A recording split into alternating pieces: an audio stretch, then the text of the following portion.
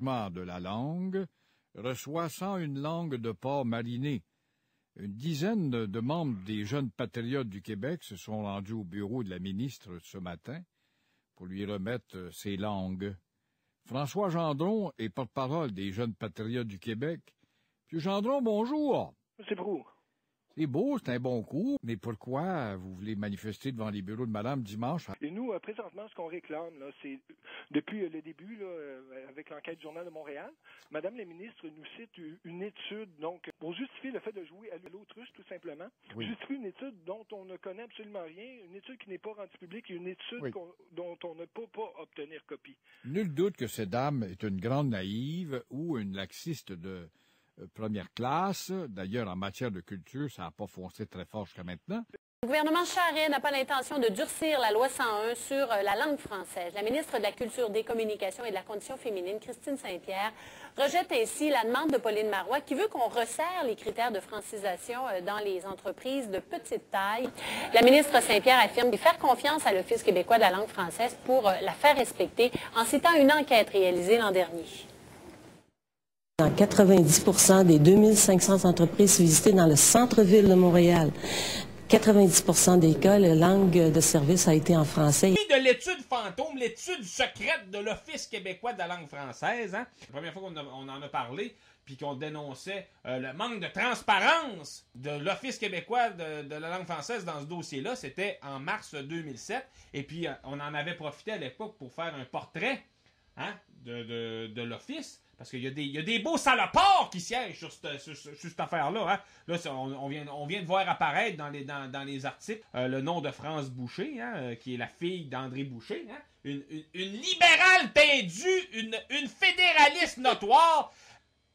France Boucher a dit qu'ils m'ont pas donné les informations que je demandais depuis janvier dernier, 2007, parce que j'étais ce que je suis. Donc, ça veut dire que dans la loi d'accès à l'information, il y a comme des citoyens pas propres à qui on donne rien des informations concernant l'étude en question, parce que là, M. Bourgeois, on sait pas trop qu'est-ce qu'il aurait pu faire avec ça. L'innocente, là, à Christine Saint-Pierre, qui se promenait à gauche, à droite des médias pour dire qu'il n'y a pas besoin de durcir la loi 101, tout était correct à Montréal. Il y avait une étude de l'Office québécois de la langue française qui datait de l'automne 2006, puis ça prouvait que 90% des commerces, ça fonctionnait très bien en français.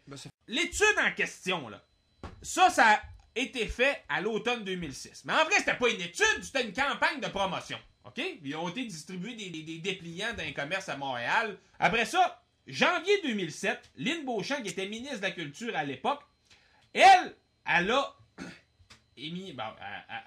appuyé l'Office québécois de la langue française qui avait émis un communiqué pour rendre public les résultats. Hein? C'est là qu'on a su que 90% des commerces à Montréal fonctionnaient en français.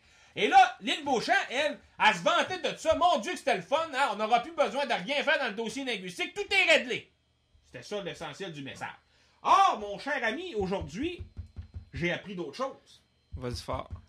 Hein? Là, on sait que Christine Saint-Pierre, ça c'est une dingue qui est responsable des turpitudes puis des menteries qui ont été racontées par ce gouvernement-là cette semaine. Mais Lynn Beauchamp, elle a menti dès le début. 30 janvier 2007, elle a fait une conférence de presse pour appuyer ce que l'Office avait fait. Et puis là, il y a des journalistes qui lui ont posé des questions, entre autres Normand Delisle de la presse canadienne, puis aussi Antoine Robitaille du Devoir. Il voulait demander, ouais, mais là, avez-vous l'étude puis tout ça? Lynn Beauchamp a osé dire, mon cher, qu'elle avait reçu le rapport complet.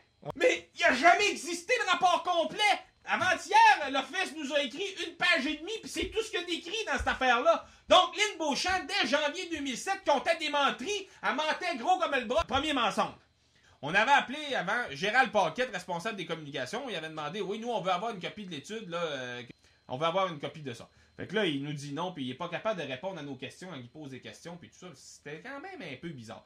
Fait que là, après ça, on a fait une demande d'accès à l'information, puis là, l'avocat Richard Barry nous dit, vous aurez rien, puis de toute façon, ce qu'on a, c'est des notes manuscrites, des notes personnelles. Cibolac. On a quand même une ministre qui s'est prononcée sur la situation du français, à l'occurrence Lynn Beauchamp, avec des notes. Là. Elle, c'est sûr qu'elle a essayé de nous mentir en nous faisant croire que là, il y avait un rapport complet qu'elle avait reçu. Or, c'était tout à fait faux, maudite menteuse. Et là, et quand la réponse du ministère est parvenue, ça me disait que le ministère de la Culture n'avait jamais reçu de copie de l'étude en question. C'est sûr, il n'y en a pas d'étude. Elle n'existe pas.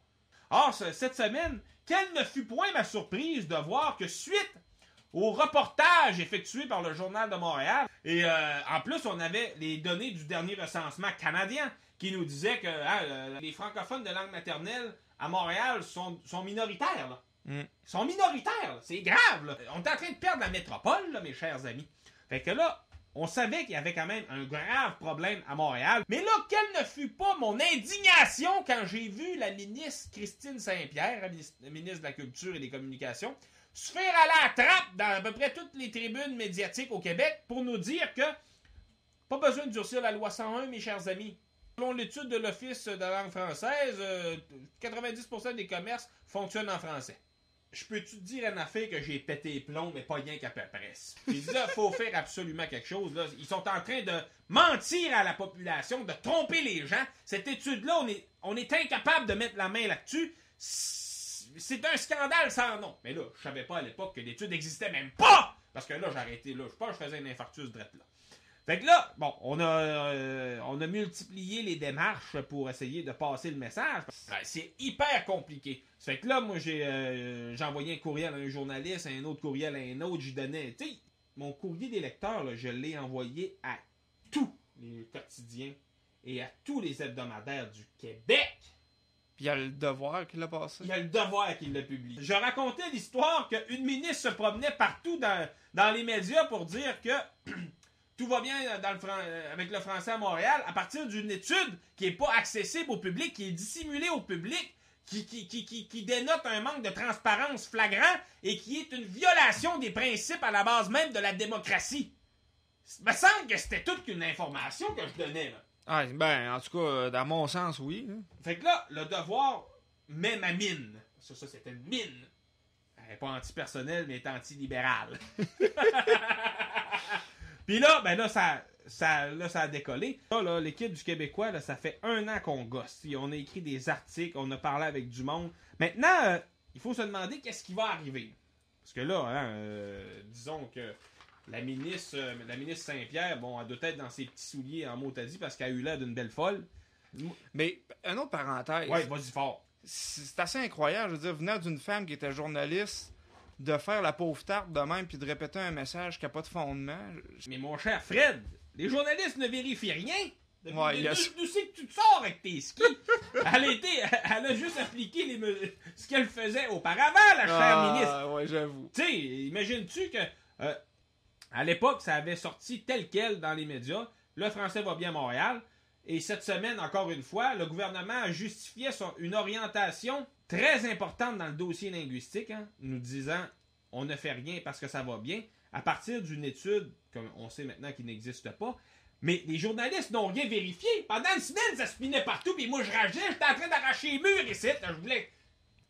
Mais aujourd'hui, qu'est-ce qui nous reste, là? C'est où qu'il y a du journalisme d'enquête au Québec? Nulle part. On est rendu, là... Si tu écoutes des nouvelles à Radio-Canada, puis à RDI, puis à LCN, puis tout ça, puis les manchettes, c'est les présidents, les primaires américaines. Là, me semble, moi, je vis-tu aux États-Unis, moi, bordel? Tu sais, on pourrait mettre ces ressources-là pour être capable de vraiment fouiller notre actualité, puis d'être capable de pas se faire passer de la marde, comme on s'est fait passer cette semaine dans le cas de l'étude bidon de l'Office de la langue française, là. On a bien servi la population, le peuple. On leur a révélé qu'il y avait une manigance, il y avait des mensonges qui étaient formulés par le gouvernement pour leur faire croire des affaires qui n'étaient pas vraies. Mais on s'en fait passer comment des histoires de même? On est désinformés. On n'est pas informés, on est désinformés. Après ça, on va demander, nous autres, évidemment, quoi? La tête de la ministre. Dans un pays normal, on aurait déjà réclamé sa démission. Il y a 2 façons de voir ça. Soit que elle savait pertinemment que l'étude n'existait pas et elle a sciemment trompé la population, ou soit qu'elle n'a rien vérifié, c'est une incompétente. Soit que c'est une manipulatrice ou une innocente. Donc, dans les 2 cas, pas besoin de ça comme ministre. Débarrassez-nous de ça.